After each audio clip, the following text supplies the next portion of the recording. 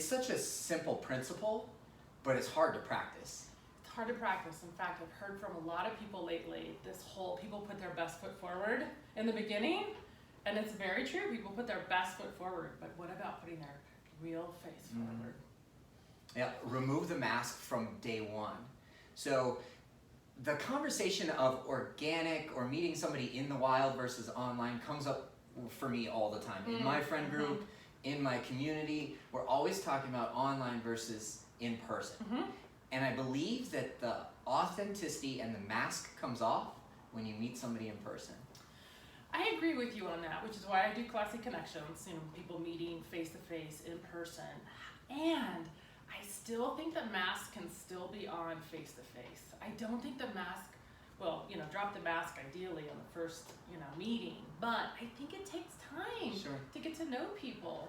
Sure. I really do. I totally agree, and that vulnerability and transparency is like a trust thing. Yes. On the first date, we're not calling it a mask, but we're not just also airing it all out and dumping it on the other person the first date. No, you don't have to.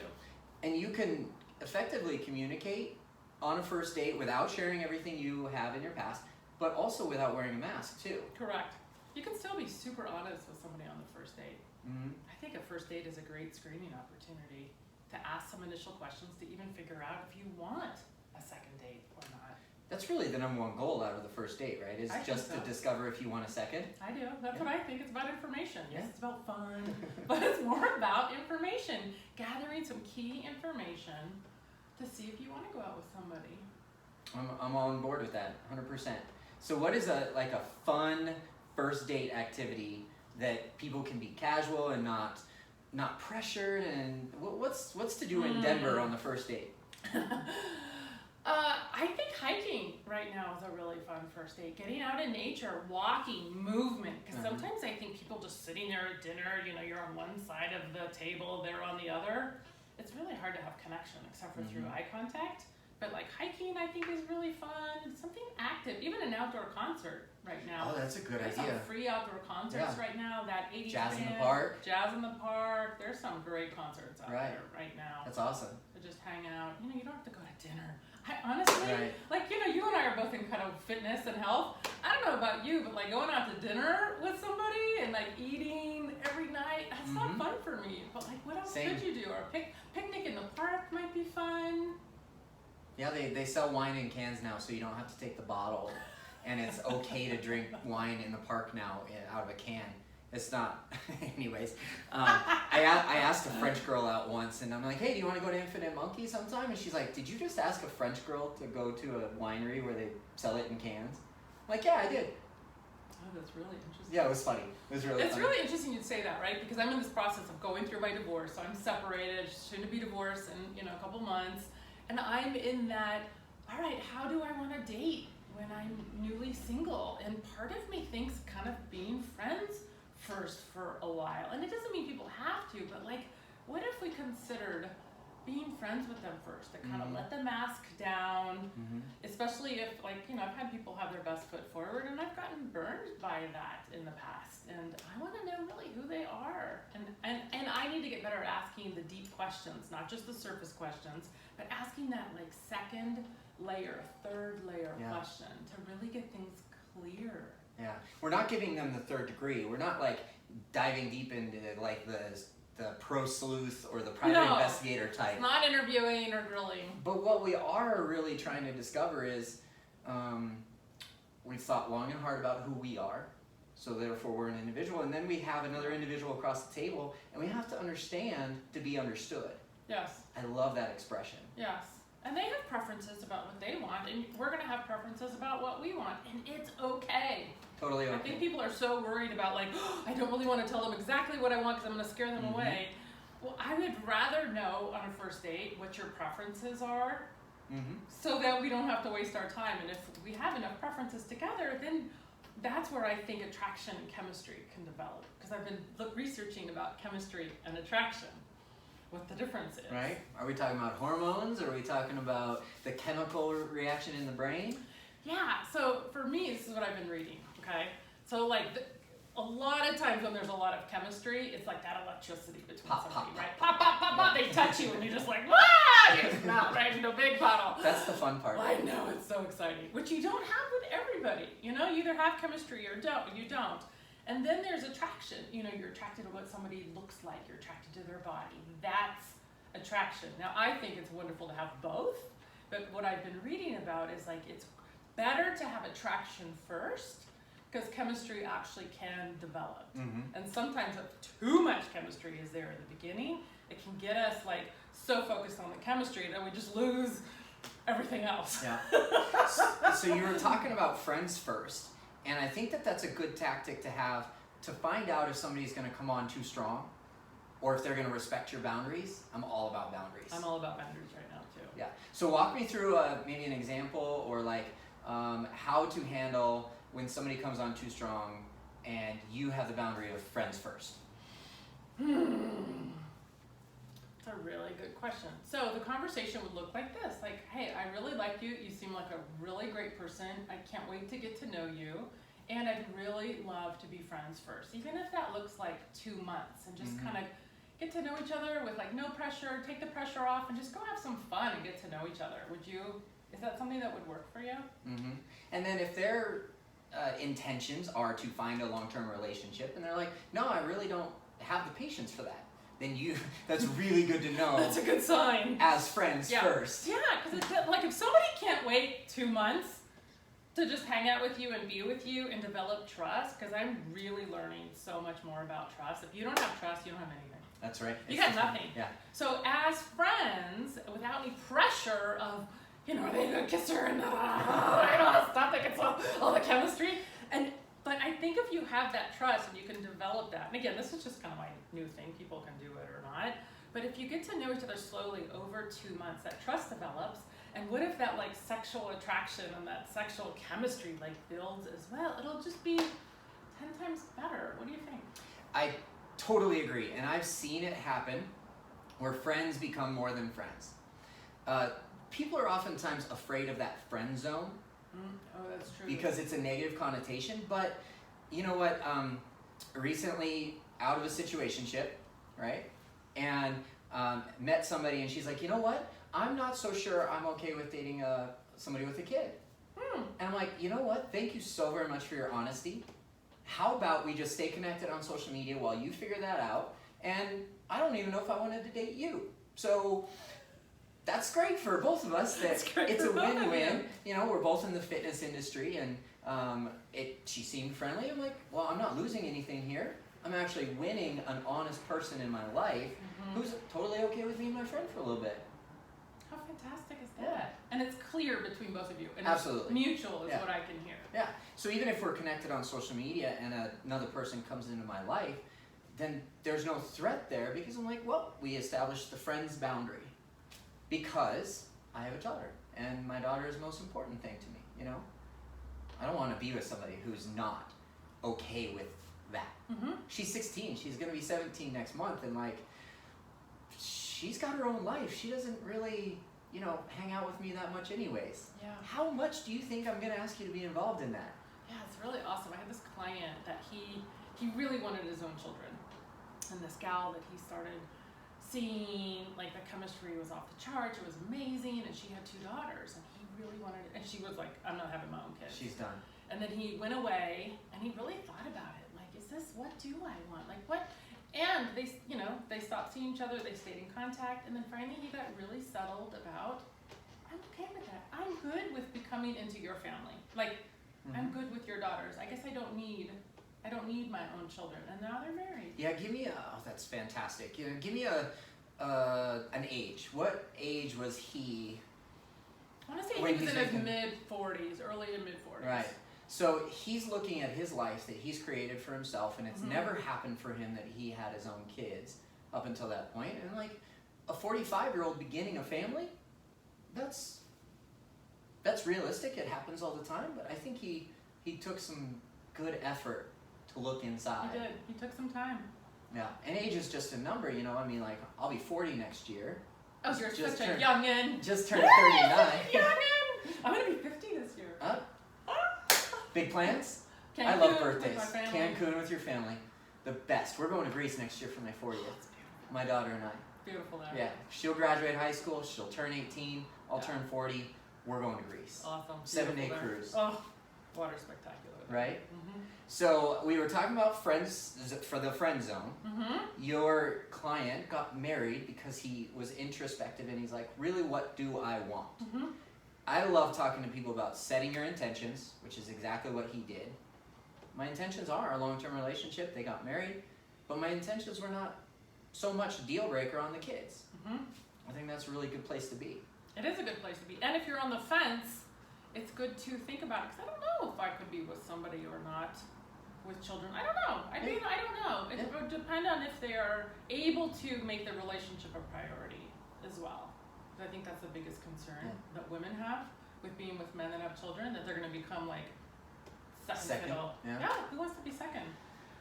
I think that there's a balance in there. I think people are like, oh my God, they're number one, my kids are number one, my kids are number one. Okay, but where does the relationship then fall? So we're not gonna call it like a ranking order. Okay, good. What are we gonna call it? But I kind of want to go there. Like, there's not a ranking system in a family, but there is a family system dynamic that happens naturally, subconsciously from our history.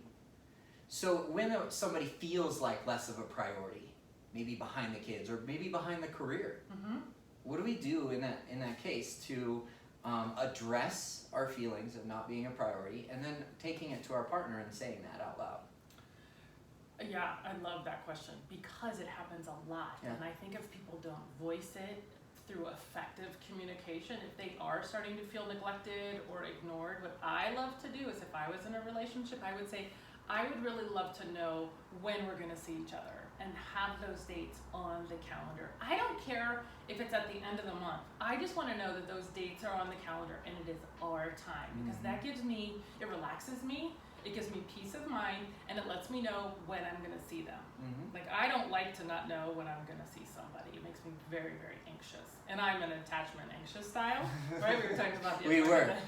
I love attachment theory, for sure. But I also need to be articulate and nice and kind in the way that I say it. Like, hey, when there aren't times on the calendar, then I feel anxious and I don't know when I'm going to see you. And I get stressed about that, so that they know that I'm not like trying to be needy and clingy, but it is actually a requirement for me. That I have peace of mind, that I can go live my life and know that I'm going to see you on this date and that date, and that it's our time that we can plan, that I can look forward to. Like, women love to look forward to things.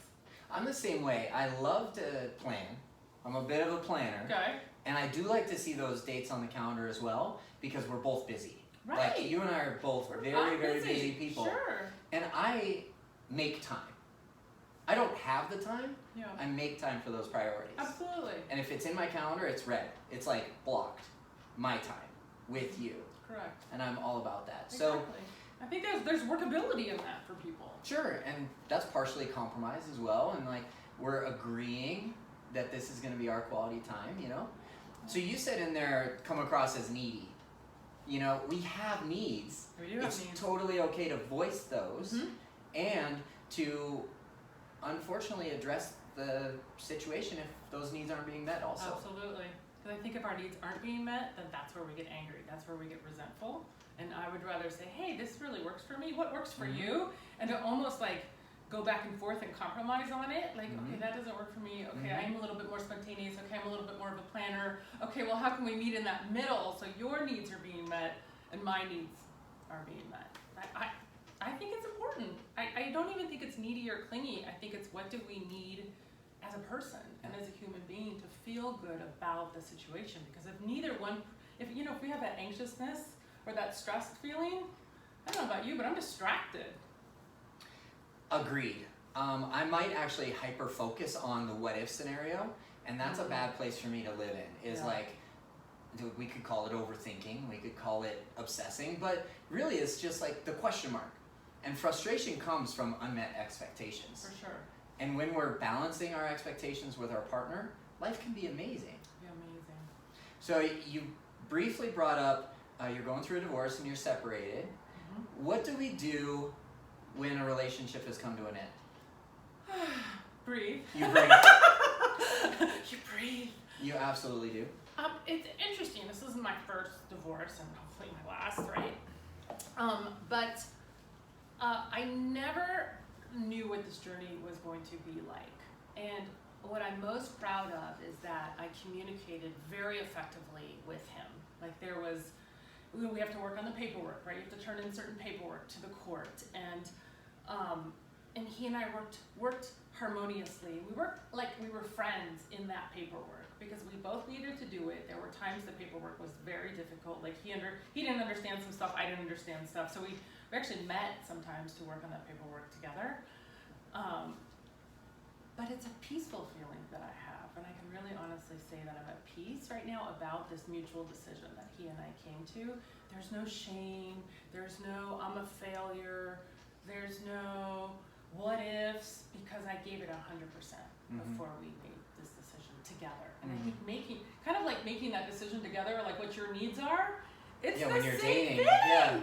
It's the same thing. Like if you really look at making a decision together, it's so much easier because you're both really clear because you both made that decision together. So him and I making that decision together, it's really peaceful. And now when I see him, there's no animosity, there's no, oh no, he's in the room with me. And literally we can give each other a hug now, like a human being to like a friend. It almost sounds like your anxious attached style swung back to secure when there was no pressure and no label and no expectation around this relationship. Yes. That you both authentically and consciously ended at the same time. We did. And maybe during the relationship, when near the end you said you were losing yourself, maybe that's where the anxious attachment style was occurring. And then now that you've breathed deeply, you've come back to secure. Yes, there are times I still get anxious. I will admit that. I don't know if I'm fully secure yet. I'm working on being fully secure and communicating sooner rather than later. And I can see where I didn't do that very well in my marriage, and that I will be better at that in my next time. But I think having this time to myself, really being with me and learning about me again, has me reset my foundation. Who am I? And who am I not now? Because I've been a we. I've been a we for 7 years. And now to be a me, all by myself, sometimes it's a little scary. And I get a little nervous, but I wouldn't have it any other way right now, because this healing time is having me be balanced and get myself centered so that I can be a good, secure partner for somebody in the future and enjoy dating. Yeah. We're both coaches in this world of dating out there right now. We do it two different ways. Like, you're great and a genius, and the classy connections just brings people together. And we both agree that dating after a divorce or dating during a divorce is a bad idea. Oh, yes.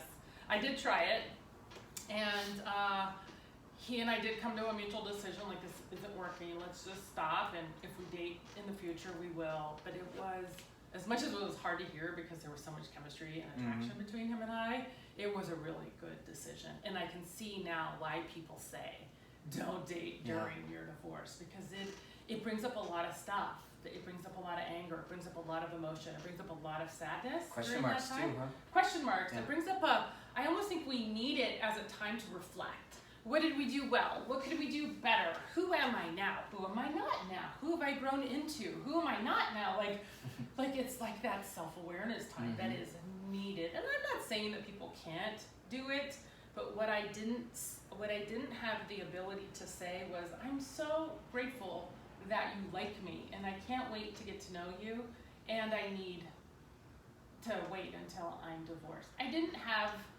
the wherewithal or the strength. I just kind of lost myself. I lost my self-love. I didn't trust my instincts.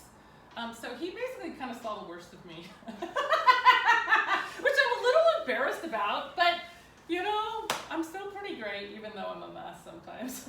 Right, well, during that time, you talked about losing yourself, your identity. You were a we for a long time, and now you're an individual. And you're still a whole individual, but there are some pieces that need work. Yeah. And we can both be a masterpiece and a work in progress at the same time. I love this perspective of, like, I love where I'm at right now, being present, because I've learned, I'm reflecting on what just happened. And if I bring somebody else into that picture, that self-reflection stops or slows down, or it doesn't become as much of a priority as we should have it at that time. Mm-hmm. Yeah, in fact, I saw that there were some dynamics with this new guy I was dating that were in my marriage that was really unhealthy. And I didn't want to do that to him. Mm-hmm. Like, I needed to transform that for myself and with myself and break that pattern. Yeah. When we sit down maybe across the table with somebody on a first date, or we go out with them for a couple months, they're mirroring back some things at us, aren't they? All the time. And Natalia, one of our guests previously, gave us a good piece of advice, and she said, to really get to know yourself, you need to enter a relationship, because we see intimacy, into me I see, right? I love that breakdown of connecting with somebody else, but still needing to be self-aware because things are gonna come up. It will. I think relationships trigger us for sure, and all of our stuff. So anybody that says, "Oh, I want somebody without any baggage," come on, we've sorry, all got trauma. We've all got baggage. In fact, Marianne Williamson said, relationships are like a hospital for the soul. As long as the person that you're sitting across from, they're willing to hear your fears, your insecurities. It's like a safe place. The one thing that I don't like, and this has happened to me, and I'm not going to say from who or whatever, is when you share something really intimate with somebody or a fear, and they whip you with it. Like, oh, remember when you said that in the past? And I'm sure I have done it too, but like being whipped with that information and used against you, I cannot stand that. And that to me then doesn't feel very safe, because then I don't want to confide in you.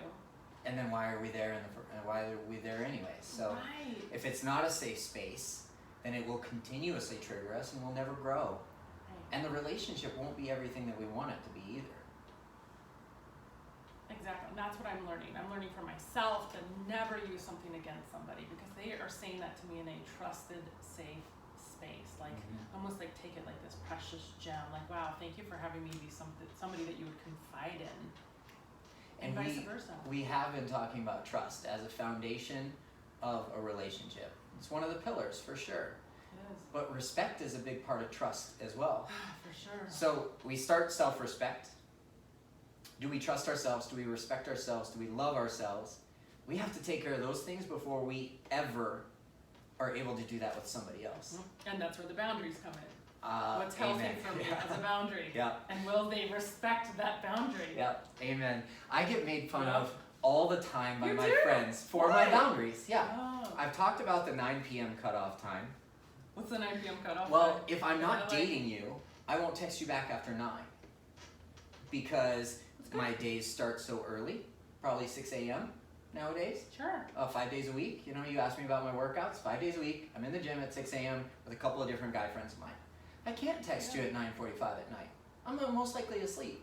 And my you night get up for your gym at 6 a.m. My nightly routine starts at 9, basically. Like, brush my teeth, turn off all electronics, and start to the PM journal, where I write down lessons learned from the day. Beautiful. If I'm texting somebody that I'm not dating or I'm not interested in, or that's more of a distraction than anything else, then that's interrupting my time. Yes, and the other thing I hear in that, Dave, is that good healthy habits actually create more joy and happiness within us. That's right. And it makes me a better partner for somebody else. Absolutely. Because I'm taking care of me first. That's right. Yeah. And if you were texting her at 9:30, you get up and you're kind of cranky and your routine's all off, you're not the best person that you can be. Amen to that. However, when we start to, I love that you're transitioning to starting to coach people in a relationship also, because when you get into a relationship or a situationship or a dating situation with somebody that you like, want to see where it goes, then your boundaries soften a little bit, because you're maybe exclusive, or because you have more trust with that person, or because you've actually talked about your boundaries also. Yes. Yeah. They're okay. clear. Yeah. The boundaries are clear. We've They're met. not soften. They're just there. Well, let's where are you going with Let's this? put it into this context here. Like, all right, well, we've gone out a few times. We've gone to dinner. Maybe we started at 8. My boundary cannot be at 9 o'clock. I have to go home and start my nightly routine. Yes. I may actually soften that boundary to 10 p.m. because we agreed that that was the best time for us to go out. But I'm not going to do that on the first date. No. No, because we don't trust each other. We might have respect for each other, but we don't know each other enough to trust each other. Mm-hmm. And then we build that trust. And then I start to like, hey, good night text at 9:15 instead of 8:59. Does that honor you? My boundaries? Yes. Absolutely. As long as they're clear, yes? Yeah. And said, hey. I'm not hiding them at all. Like, Yeah. my communication about my boundaries is there for a reason. It's to create a safe space with myself and Mhm. honor myself so that I can honor somebody else in a safe place too. Yeah. And I get a lot of crap for it. I just You got. do? I just Okay, stop giving Dave crap about his boundaries. I think boundaries are great. Do people think they're rigid? I mean, is that Very, what it is? very. I think that sounds like a good habit. I was out to drinks with friends last night, you know, went out with my former client and a good friend, and we talked about relationships, and we talked about boundaries, and we talked about dating after divorce. And then we went to meet up with other friends. And these friends who were with me are the ones who make fun of me for my boundaries. And they share it with two new people at the restaurant who don't know me, Yeah. don't know that I host a podcast Mhm. on authentic dating. And Elise brings it up again, and she says, well, Dave's got this boundary that I just totally disagree with. And I share why the boundary got established in the first place, which I'll touch on in here in a second. And the girl of the two people that I'd never met before, she's like, I totally respect that. I understand where you're coming from, and I get it. Mm-hmm. Because the boundary came, the 9 p.m. boundary came from, went out with a girl once, she stole some kisses from me on the first date, because I don't kiss on the first date. Okay. Because I don't know you yet, Stole right? She did. She stole 2 kisses from me, and I'm like, all right, I want to ask her out again. So I asked her out again, and she said yes, but we never set anything up. She just ghosted, right? Then she came back up from the submarine, you know, like we talked about it at the live event. 6 weeks later, she texts me at 9:45 at night. Hey, what are you up to? My friend and I are at Cherry Creek, wanting to see if you'd come meet us. What does that text insinuate? That she doesn't care about your boundaries. Doesn't know about my boundaries because we only went out True. once. But also, could that be a booty call? Could that be an intentional fix-up with her friend? Or, I don't know. So I saw the text at 9:45 and I didn't text back until 10:30 the next day. That makes sense. Yeah. That makes sense. You honored your own boundaries. I took care of me first. Yeah. But that's where that 9 p.m. boundary comes from. Yeah. It's like, I'm not gonna Yeah, it's wonderful.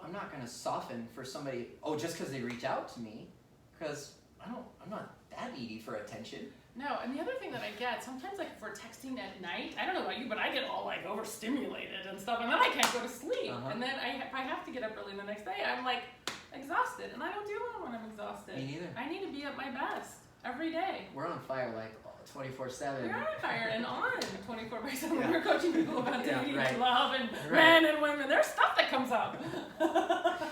So when we're texting late at night, we are stimulating our brain, and then it doesn't help us with our nighttime routine. So Correct. placing electronics away from our bed, people are very dependent on their cell phones. It's my alarm clock. It's my this. It's my that. It's my everything. It's my Mhm. calendar. Totally get it. We need to stay organized.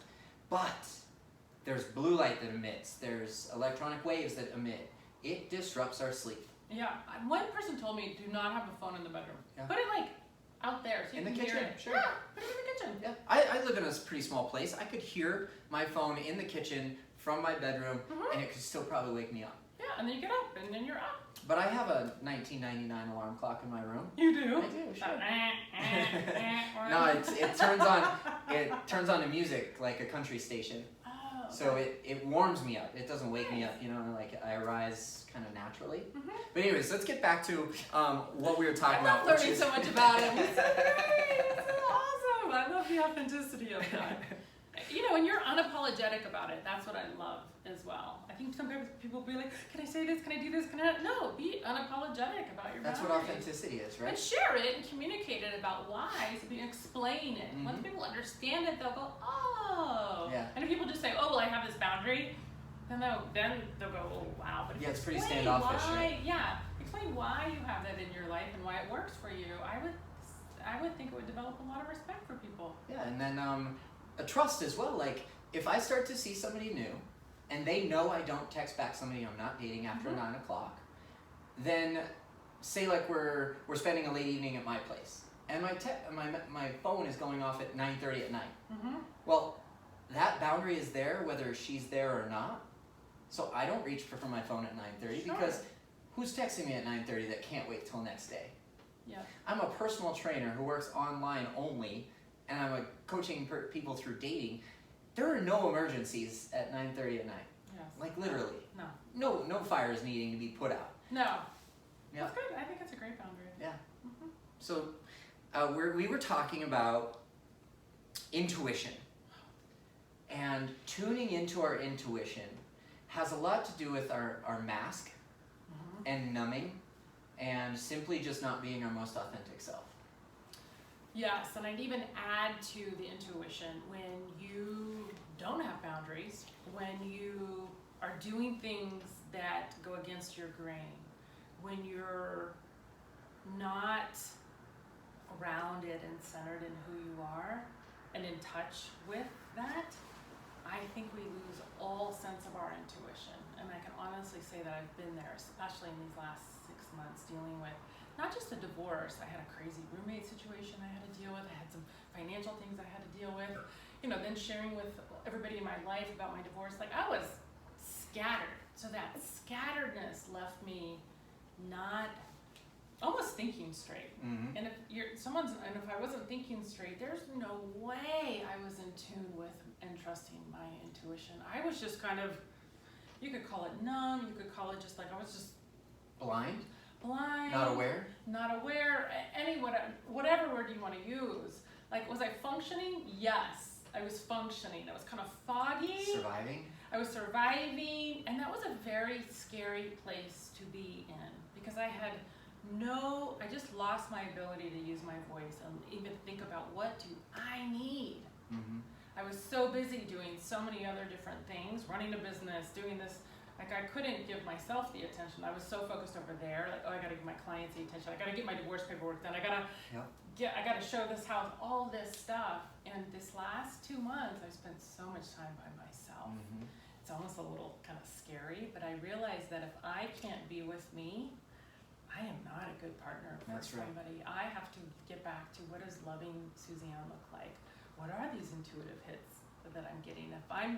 It's like listening to myself almost. And if I'm so busy with Mm-hmm. I turned off, iTunes. I don't listen to iTunes. I maybe watch Hulu, but I was like, what are the distractions in my life that are numbing me out? And I've gotten back to me. Center. Back to center. In integrity with yourself, which I think is what you were touching on a little bit. Like, when I lose integrity of my direction, my mission, my purpose, and my passion, then I become kind of this, it's not a train wreck, it's not a hurricane. Can be kind of a train wreck. It's more like a fender bender, because in the last couple of years of being single and becoming self-aware and discovering who I am, I'm more resilient now than I ever have been in my entire life. So I can handle the life's curveballs. And I can, because I speak to people objective, Mm-hmm. like a counselor, Mm-hmm. it's easier for me to go through the storms when I'm speaking to somebody objective than it is when I'm just trying to do everything on my own. Mm-hmm. And that's not in integrity with myself. Mm-hmm. Mm-hmm. So we talked about distractions, we talked about numbing, we talked about the mask. Now let's talk about what's next. Like, what are you doing in the near future for yourself to be great, to be better than okay, to have the life that you want to live? Yes, I'm in a personal growth class right now, and I'm really in this reinvention, rebirth place. What is it that I want? And I'm not sure I'm completely clear. I'm kind of in that kind of sit in the bubble of it right now. It's still percolating is what I will say. But I've started to create that. I will keep coaching singles, getting people together live, coaching people in a relationship. I definitely have another book in me, but I'm not going to do that this year. I did a lot of adventures this summer, and as I was sharing with you earlier, I wanted to do adventures. Like, what are the things that I wanted to do that maybe my soon-to-be ex-husband didn't want to do with me? And I have this summer bucket list. What are some things on your bucket list? Yeah, so I rode the mechanical bull at the Grizzly Rose. That was really fun. And I went into a dispensary, didn't buy anything, and it was just an adventure just to go in there. I think that should be on my list too, because that's totally outside my comfort zone. You know, I support the medicinal purposes of marijuana and CBD for sure, way better than pharmaceuticals. But I've never been into a dispensary. Maybe that's something I try myself. Yes, it was really interesting to go in there. I flew in an airplane, like a little 2-seater airplane this year, and there was one other one, I can't remember. I was supposed to go paddleboarding this last weekend. Love paddleboarding. Yeah, love that. That's super fun. Speaking of these adventures and dating, I forgot to ask you about the hike. Okay, it could be the same as like a hike or paddleboard or something that takes time to do out in the outdoors. So I want to ask specifically about the hike because it's so popular in Colorado. Before we jump off air today, can a hike be too long? Yes, a hike can be totally too long. And here's what I mean by a hike. Go drive up somewhere. Not even have like an agenda. Like, let's go drive. Oh, this looks good. Go hike on some rocks. Go sit on a rock. Enjoy the view. Yeah, so we're not talking about a 14er on a first date. I'm not talking a 14 or a 2-hour hike. I'm just like, get out in nature. Go sit on the rock together. Have a conversation here on that rock. Oh, let's go see where this goes. This trail goes. Got it. It's more of an adventure together. Like, how spontaneous is somebody? I've definitely been on a hike on a date that was way too long. But it's like the same friends I went out with last night. They had like an 18-hour second date or something like that. Wow. Where they just clicked, you know, for them. 18 hours on the first few dates is just way too long for me. There's no mystery there anymore. There's no spark. There's no there's no question there. Yeah. You know, like I love the first level of intimacy. I'm trying to stay in that zone and not race to the second level, which is like that comfort relationship, identify. Yeah, you gotta build that sexual tension. That's right, exactly. And after 18 hours on the second date, it's just gone. But a hike can get awkward. It can get uncomfortable if you're just like in the first 10 minutes, you're like, wow, not gonna be the right fit. And I'm on another 3 hours with this 4-mile loop. Oh, you know? Yes.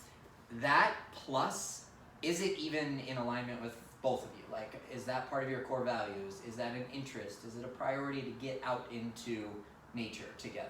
Yeah, but what's wrong with, hey, you know what, we've taken a little 30-minute hike. If you find out that they're not for you, hey, you know what, how about turning around? You're really awesome.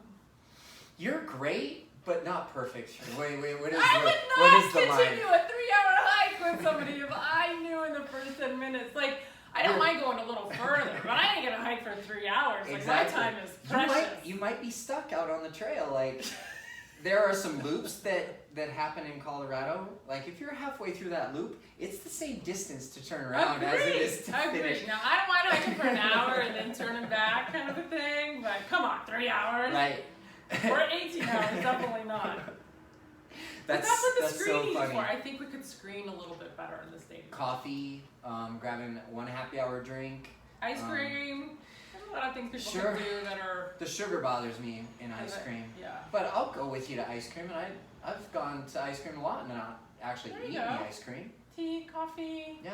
Something simple, just that, especially for a first date sometimes. Yeah, I went out on it wasn't necessarily... You could tell I'm kind of like, oh my God, I'm about to go out and be single like in a couple of months. I'm like, ah! Just to be clear, we both recommend don't date while you're divorcing. But that's right. But I went out, I don't even know if it was a first date. We definitely met and were attracted to each other, but we met for lunch, and I recognized in that lunch, because we connected on the Enneagram, just love it, you know? Love it. She was a 3-wing 2, I'm an 8-wing 7, we talked about that. But as we were talking about it, I definitely went to like that second layer of a question about her ex-husband. And I figured out, I'm like, based on that response, you haven't healed everything from that situation. So we're definitely not gonna date again. And I bring this up because we went from Avanti to Little Man Ice Cream, and I was honest with her and I said, I'll go with you, but I can't eat the ice cream because the sugar bothers me so much. She grabbed ice cream, I sat there and I enjoyed the conversation, and we're still friends to this day. She lives in Michigan now, I live in Denver. We don't see each other, so their boundary can be there, and somebody who comes into my life doesn't need to be threatened by that. I knew immediately that it wasn't going to go to a second date. I love people that can do that, right? Even though you date, you can still be friends. Some people can do that, some people can't. And we never quote unquote dated, because we never held hands, never kissed, none of that. Because in the first 20 minutes, my intuition said, deal with the past of the ex-husband first, and then we'll talk again romantically. That's awesome. But now we just talk as friends. That's great. And you were clear with her about that. Didn't have to be, because say like on a first date that wasn't really clearly delineated a date, we didn't meet on an online dating app, we didn't meet with like this huge spark and connection or whatever, we were just trying to figure it out.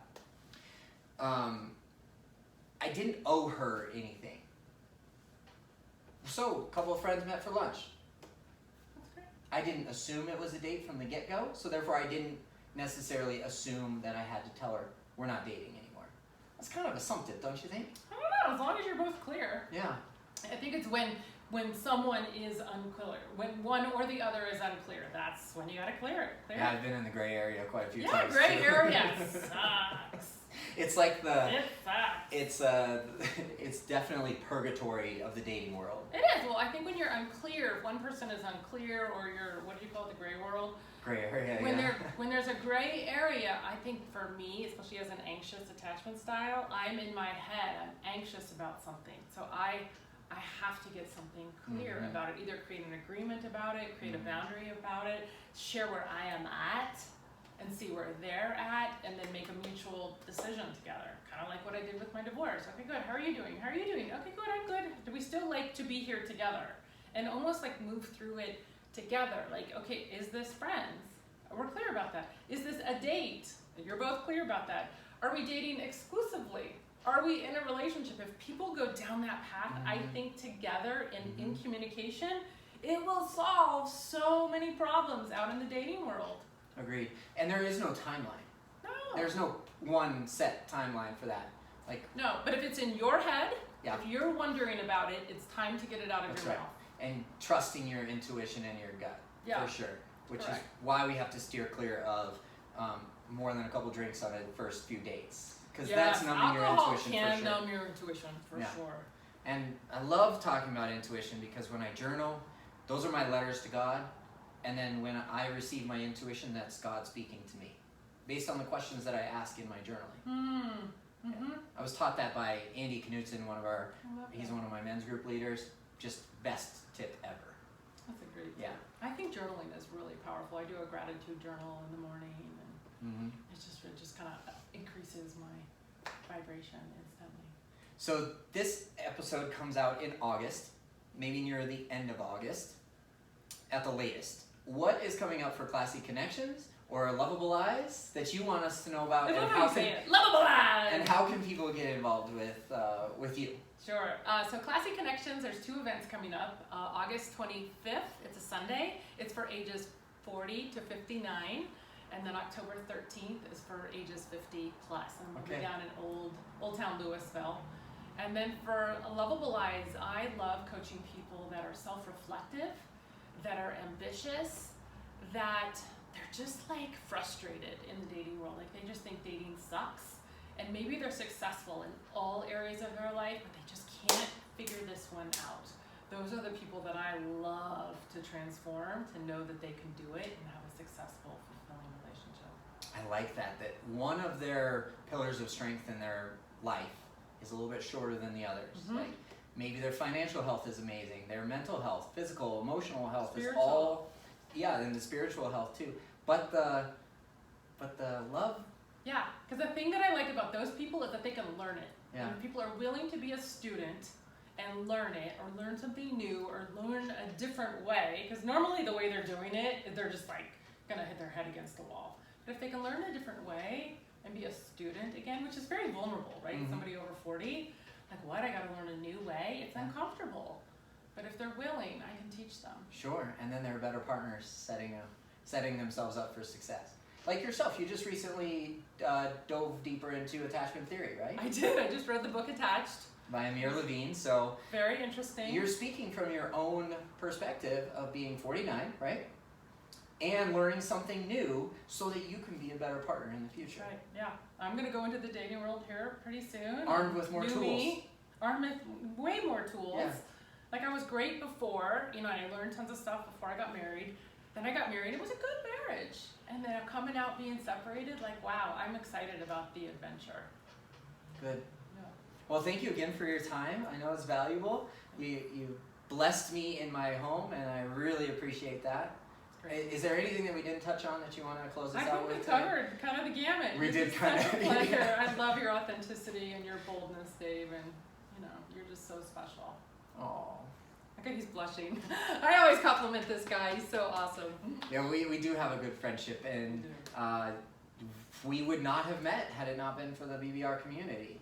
So that's part of my daily gratitude, is simply just thanking our community, our listeners, our guests, because I cannot do this without you guys. Like, if it was just me sitting up here on this stool in my house, sharing your wisdom, I don't know if there would be like wisdom enough to.